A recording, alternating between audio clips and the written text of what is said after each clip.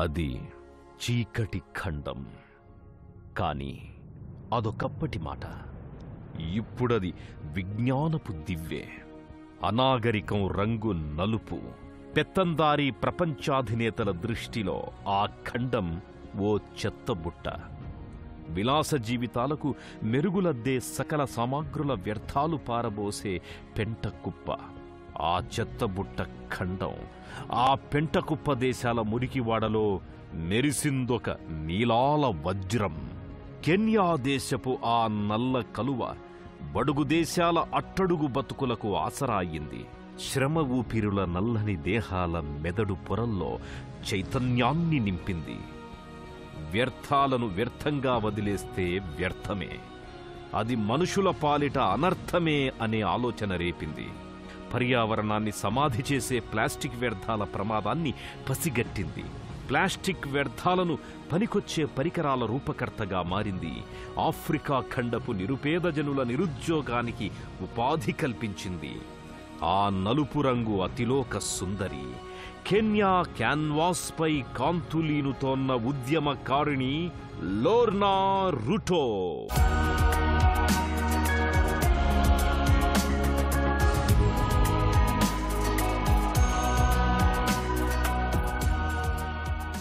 Oil రిఫైనరీల వ్యర్థాలకు వ్యతిరేకంగా ఉద్యమించి ఉరికంబమెక్కిన అధ్యాపకుడు, కవి can సారో వివా వంటి ఎందరెందరో నల్లజాతి యోధుల గడ్డ అది.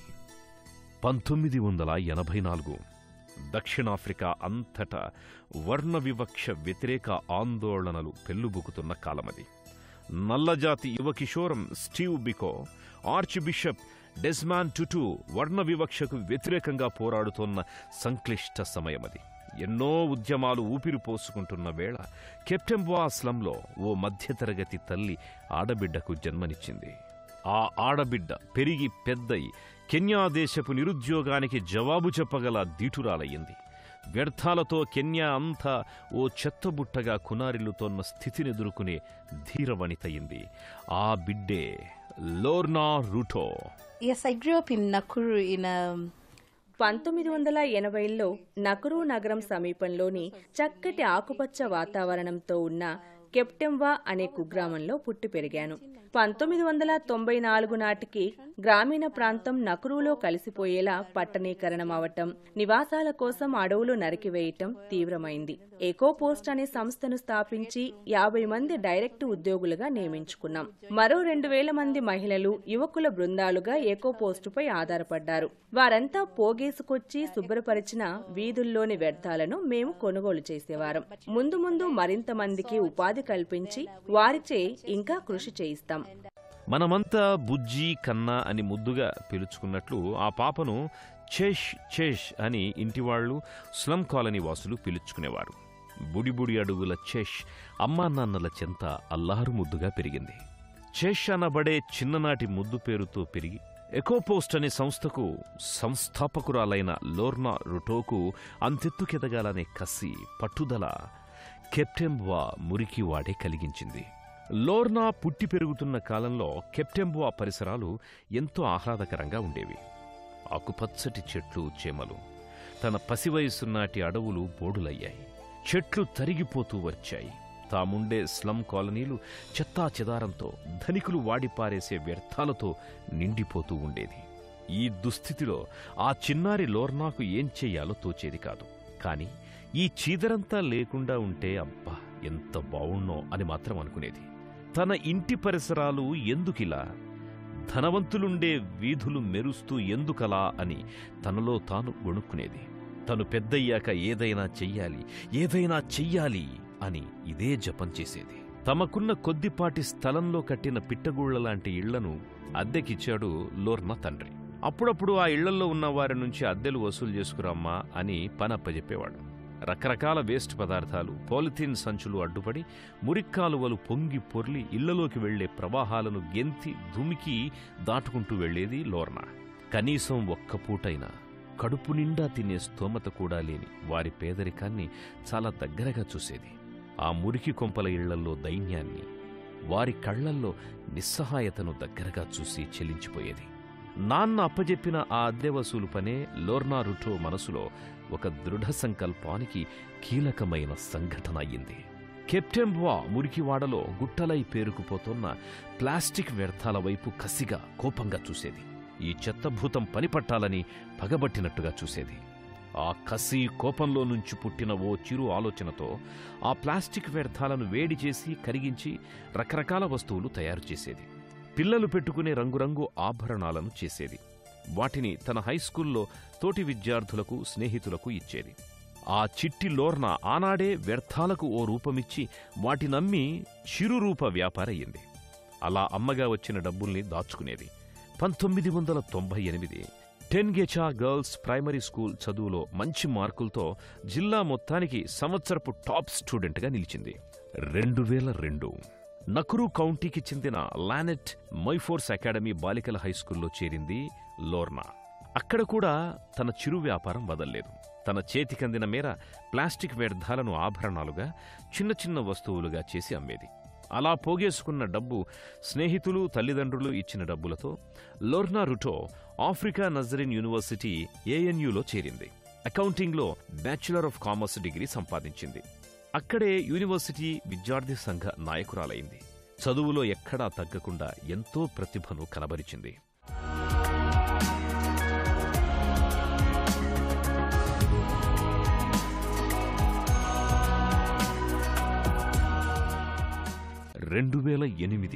డిగ్రీ పట్టా చేపట్టి లోర్నా రుటో తాను సాధించిన మెరిట్ మార్కులతో తీవ్ర పోటీ మధ్య కెన్యాలోని ఇంపీరియల్ బ్యాంకులో ఉద్యోగాన్ని సంపాదించింది.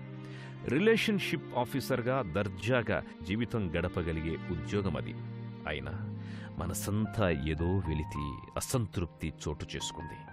తన మనసులో గింగిరాలు కొడుతోన్న ఆశయాలకు, చిన్ననాడే నాటుకున్న ప్రభావాలకు తాను చేస్తోన్న ఉద్యోగానికి ఎక్కడా పొసగడం లేదు. కెన్యాలో ఒక్కరోజుకే 10,000 మెట్రిక్ టన్నుల వ్యర్థాలు తన దేశపు వీధుల్లో పడి కుళ్ళి కంపు కొడుతుంటే తాను ఎయిర్ కండిషన్డ్ గదుల్లో కూర్చొని డబ్బులు లెక్కపెట్టే ఉద్యోగం ఎలా చెయ్యను అని వేదన పడింది. అంతే ఓ రోజు కఠిన నిర్ణయానికొచ్చింది లోర్నా. 2010 జనవరి 2 సంవత్సరాల 1 నెల రోజుల పాటు పనిచేసిన తర్వాత బ్యాంకు ఉద్యోగానికి లోర్నా రాజీనామా చేసింది. ఆఫ్రికా వ్యర్థాలకు ఓ అర్థం కల్పించాలన్న సంకల్పానికి ఓ రూపాన్నివ్వాలనుకుంది. కెన్యా దేశం ఎదుర్కొంటోన్న కాలుష్య ప్రమాదాన్ని ఎదుర్కోవాలి అనుకుంది. కేవలం 2% తగ్గిపోయిన దుస్థితి నుంచి అడవుల విస్తీర్ణాన్ని కాపాడాలనుకుంది. 40% పైగా జనులు దారిద్ర్య రేఖకు దిగువనే బతుకులీడుస్తోన్న దుర్భర పరిస్థితికి సమాధానం చెప్పాలనుకుంది. ఆనాటి కెన్యా ఎదుర్కొంటున్న ఈ 3 సవాళ్లకు దీటైన పరిష్కారం చూపాలి అనుకుంది లోర్నా. లండన్ యూనివర్సిటీ కాలేజ్ నుంచి బయోకెమికల్ ఇంజనీరింగ్లో పట్టా పొందిన చార్లెస్ కలామాతో కలిసి ఎకోపోస్ట్ అనే సంస్థను స్థాపించింది. చెత్త, వ్యర్థాలకు సంబంధించి లోర్నా లోతుగా పరిశోధన చేసింది. సముద్రంలో తేలియాడే చెత్తలో 90% ప్లాస్టిక్కే. 100 మిలియన్ టన్నుల ప్లాస్టిక్ మహాసముద్రాల్లో చేరింది. ప్రతి 3 సంవత్సరాలకు ఈ చెత్త రెట్టింపవుతోంది. ప్లాస్టిక్ తీవ్రమైన వాతావరణ కాలుష్యం కలిగిస్తోంది. ఒక ప్లాస్టిక్ పాల కూజ శిథిలం కావడానికి 1 మిలియన్ సంవత్సరాలు పడుతుంది.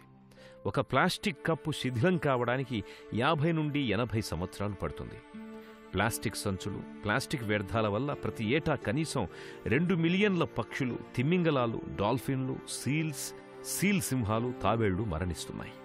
మానవజాతికి, జంతుజాలాలకు, ప్రకృతి వనరులన్నింటికీ తీరని నష్టాన్నిది కలిగిస్తోంది.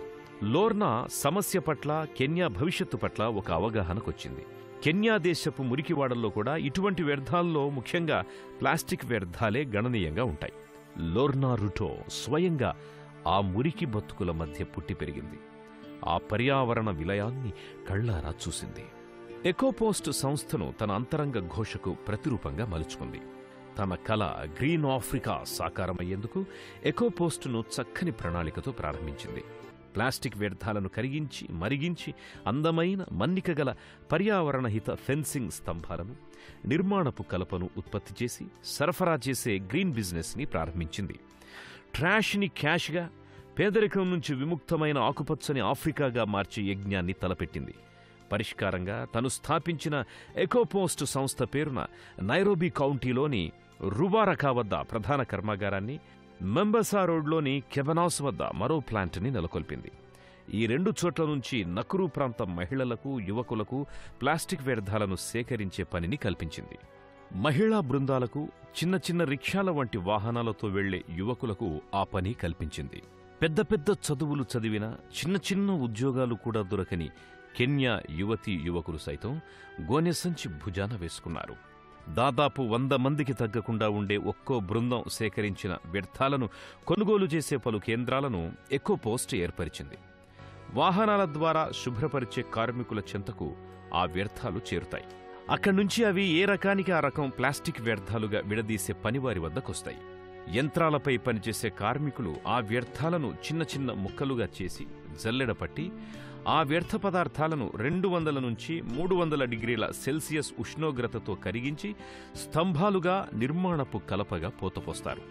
దారిద్ర్య రేఖకు దిగువనే ఉండిపోయిన జాతులకు సరైన ఉద్యోగ కల్పన, పర్యావరణ సంరక్షణ అనే 2 లక్ష్యాలను ఒకేసారి చేపట్టింది లోర్నా రుటో. ప్రారంభంలోనే 300 మందికి ఉపాధిని కల్పించింది. వారితో ఫెన్సింగ్ స్తంభాలు, నిర్మాణాల కలపను ఉత్పత్తి చేసి మార్కెటింగ్ చేసింది. దీంతో అట్టడుగు కెన్యన్ నిరుద్యోగులకు ఉద్యోగం కల్పించినట్లయింది. వీరి ఉత్పత్తి వృక్ష సంబంధ కలపకు ప్రత్యామ్నాయంగా ఉండడంతో 250 ఎకరాల అడవిని సంరక్షించినట్టయింది.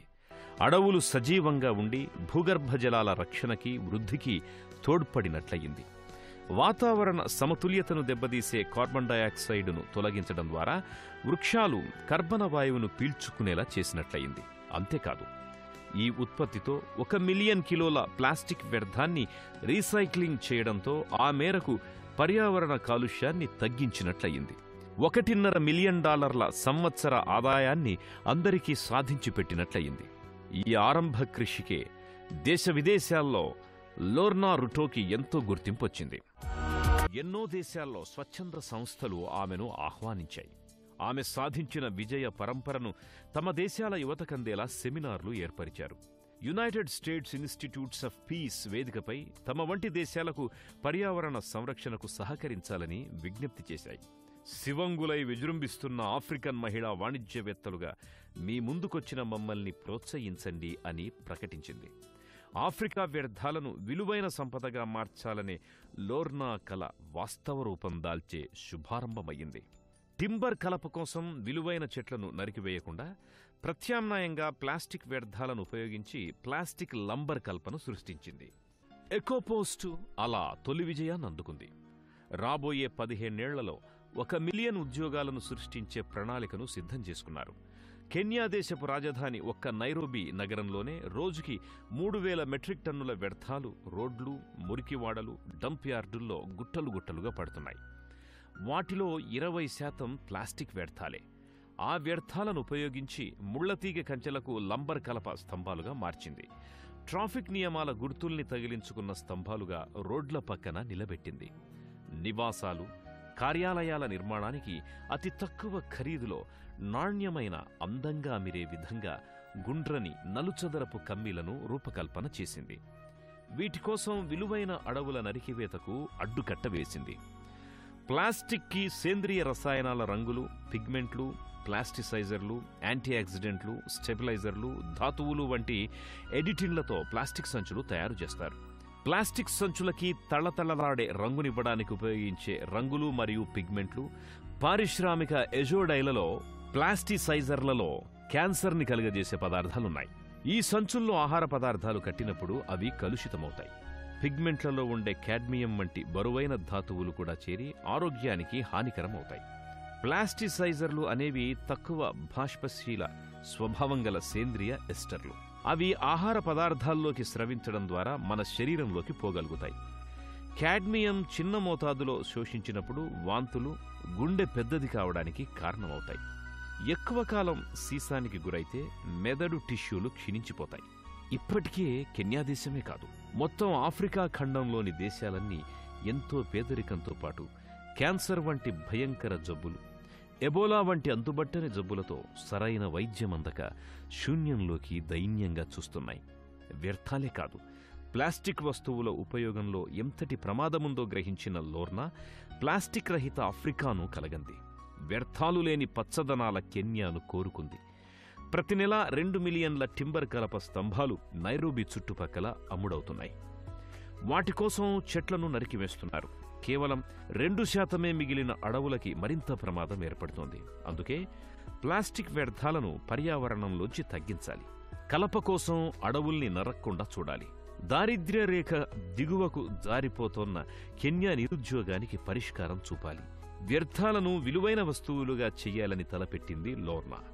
ఆ కర్తవ్యంతో స్థాపించిన ఎకోపోస్ట్ మొదటి 8 నెలల్లోనే 5,000కు పైగా లంబర్ పోస్టుల్ని 300 టన్నుల ప్లాస్టిక్ వ్యర్థాలతో తయారు చేసింది. ఇందుకు 700 మందికి ఉద్యోగాలు కల్పించింది. దాదాపు 500 చెట్లు నరికివేతకు గురికాకుండా కాపాడింది. కానీ అందుకోసం ఒక మహిళగా లోర్నా రుటో శ్రమ, పట్టుదలలతో పాటు ఎంతో తెగించాల్సి వచ్చింది. మరెంతో సాహసం చేయాల్సొచ్చింది. వ్యవస్థాగతమైన స్త్రీ పురుష వివక్ష వల్ల పరిశ్రమకు కావలసిన వనరులు సమకూర్చుకోవడం చాలా కష్టమైన పని. మార్కెట్లో పురుష ప్రపంచంతో పోటీని ఎదుర్కోవాల్సి వచ్చింది. ఫైనాన్షియర్ల నుంచి, బ్యాంకుల నుంచి పెట్టుబడి సంపాదించడం అసాధ్యమయ్యింది.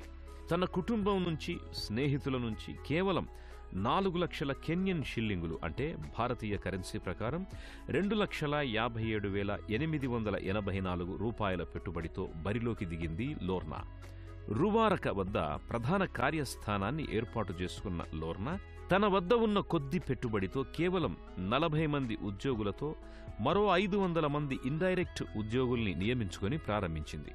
సాంకేతిక పరిజ్ఞానం పరంగా, సాంకేతిక పరికరాల పరంగా ఎన్నో ఇబ్బందులు ఎదుర్కొన్నారు. మొదట్లో చైనా నుంచి దిగుమతి చేసుకున్న యంత్రాలు, వాటికయ్యే ఇంధనం, విద్యుత్తుల ఖరీదు మోయలేనంత అయ్యింది. అయినా ఏమాత్రం వెరవకుండా లోర్నా రుటో అడుగు ముందుకే వేసింది. విజయ పరంపర సాధించింది. తాము చేస్తోన్న కృషినంతటినీ ప్రపంచానికి తెలియజేసే విధంగా లోర్నా రుటో పలు సభలు, సమావేశాలు నిర్వహించింది. తమ కెన్యాకు, ఆఫ్రికా దేశాలకు అండగా నిలబడమని ప్రపంచం నలుదిశలా చాటి చెప్పింది. ఇంటర్నేషనల్ లేబర్ ఆర్గనైజేషన్ వంటి అత్యున్నత హోదాగల సంస్థలతో కలిసి పనిచేసింది. అనేక అవార్డులు, గుర్తింపులు పొందింది. వ్యర్థాలకు కొత్త అర్థాన్నిచ్చి తన కెన్యా దేశానికే కాకుండా ఆఫ్రికా ఖండం అంతటికీ స్ఫూర్తిదాయకంగా నిలిచిన లోర్నా రుట్టో ప్రపంచం నలుదిశల నుండి అనేక అవార్డులు, గుర్తింపులు అందుకున్నారు. అందులో ముఖ్యంగా 2009వ సంవత్సరంలో ఎనబ్లిస్ బిజినెస్ లాంచ్ ప్యాడ్ గెలుపొందింది. 2010లో ఈ సంవత్సరం చిన్న వయసులోనే లోర్నా ఏకంగా 5 ప్రతిష్టాత్మక అవార్డులు అందుకుని ప్రపంచ దృష్టిని ఆకర్షించింది. అందులో 1,00,000 ఎకరాలలో అడవిని నరికివేతను నివారించగలిగినందుకు వరల్డ్ వైడ్ ఫండ్ వారు పర్యావరణ పరిరక్షణకు అందజేసే బిడ్ నెట్వర్క్ నేచర్ ఛాలెంజ్ అవార్డును స్వీకరించారు. అలాగే అమెరికాలోని విలియం జేమ్స్ ఫౌండేషన్ గౌరవ పురస్కారం అందజేశారు. 2011లో ది కార్టియర్ ఉమెన్స్ ఇనిషియేటివ్ సంస్థ అవార్డు ఆఫ్రికా లారెట్ కైవసం చేసుకున్నారు. ఇదే సంవత్సరం లోర్నా అక్యుమెన్ ఫండ్ అందుకున్నారు. 2012లో ప్రఖ్యాత పత్రిక గార్డియన్ లోర్నాను ఆఫ్రికా ఖండంలో విజయం సాధించిన 25 మంది మహిళా పారిశ్రామికవేత్తల్లో ఒకరిగా ప్రకటించింది. 2012లోనే ప్రఖ్యాత ఫోర్బ్స్ పత్రిక ఆఫ్రికాలో అత్యంత శక్తివంతమైన 20 మంది యువ మహిళల్లో ఒకరిగా గుర్తించింది. 2014లో transform Kenya అవార్డుల్లో Lorna green award అందుకున్నారు. 2017లో కెన్యాలో ప్లాస్టిక్ వినియోగాన్ని విప్లవాత్మక మార్పులతో గణనీయంగా తగ్గించినందుకు శ్రీ సత్యసాయి హ్యూమన్ ఎక్సలెన్సీ అవార్డును స్వీకరించారు. 2018లో ఆఫ్రికా ఖండంలో the African women innovation and entrepreneurship forum నిర్వహించిన కార్యక్రమంలో లోర్నా రుట్టో సోషల్ ఎంటర్‌ప్రెన్యూర్ అవార్డును సొంతం చేసుకున్నారు. 1 మిలియన్ కిలోగ్రాముల ప్లాస్టిక్ వ్యర్థాన్ని పర్యావరణం నుంచి తొలగించగలిగింది నకురు నగర కెప్టెంవా మురికివాడవాసి లోర్నా రుటో. ఇది ఆరంభం మాత్రమేనంటూ రాబోయే సంవత్సరాలలో లక్షల మందికి ఉద్యోగావకాశాలను కల్పించనుందని ప్రకటించింది. ఇంకా ఉత్పత్తి చేసి మరింత వ్యర్థాల్ని పర్యావరణంలోంచి పారదోలతామని ఎకోపోస్ట్ ప్రతినపూనింది. 10.8 మిలియన్ల కెన్యన్ షిల్లింగుల సంవత్సరాదాయాన్ని సాధించి కాంగో డ్రమ్ నగరాలను విజయ దుందుభిలా మ్రోగించింది. అడవుల సంరక్షణ, వాతావరణ కాలుష్య నివారణను సాధించే ప్రణాళిక ఒక చేత, జయకేతనం మరో చేత చేబూనిన మహిళ ఎకో పారిశ్రామికవేత్త కెన్యా ధీర వనిత లోర్నా రుటో ఎందరికో మార్గదర్శి.